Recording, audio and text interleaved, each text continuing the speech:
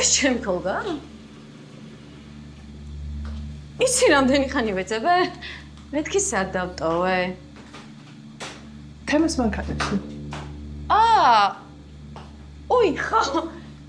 შენ რა ჩემთან იყავი, მაშინ მოვიდა რაღაც საქმე მაქვსო და შენ არ იყავი სახლში. ხო და იმ დღეს მაგრად გაწვიმდა და ვათხოვე. ათხოვე. ხო. მაშინ რატო ეძებდი თუ ათხოვე? რავი, დამავიწყდა.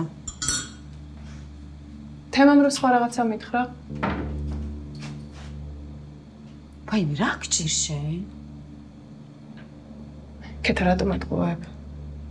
არაფერსაც არ გატყუებ.